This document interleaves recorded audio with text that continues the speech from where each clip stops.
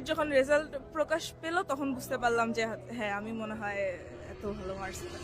আমি এসএসসিতে সর্বমোট 1251 নাম্বার পেয়েছি গাজীপুর ক্যান্টনমেন্ট বোর্ড বালিকা উচ্চ বিদ্যালয় থেকে। রেজাল্ট পাওয়ার পরে আমি আসলে খুবই কনফিউজড ছিলাম, মানে বুঝতে পারতেছিলাম না যে কিরকম হয়েছে। পরে হচ্ছে গাজীপুরের বিভিন্ন স্কুলে যখন খবর নিলাম তখন দেখলাম যে না, ওই সবগুলোর চেয়ে এটা হচ্ছে গিয়ে হাইস্ট। প্রাইমারি স্কুলে আমি এসএসসি কোর্সে ছিলাম, ওখান থেকে হচ্ছে গিয়ে আমার অনেক বেশি হেল্প হয়েছে এমসিকিউ গুলো। বিভিন্ন ক্লাসে সিকিউ এমসিকিউ পড়ানো হতো, ওগুলো রিভিশন হয়ে যেত। আমি তখন রিভিশন ফেজে যেহেতু ছিলাম, তো 10 মিনিট স্কুলের সাথে আমার রিভিশনটা অনেক ভালো মতো হয়েছে। অনলাইনে কনসিস্টেন্সি মেনটেন করতে পারলেই হচ্ছে পড়াটা সহজে হয়ে যায়, মানে অফলাইন আর অনলাইনে ওখানে আর একটা তফাৎ যে ওটা বোঝা যায়।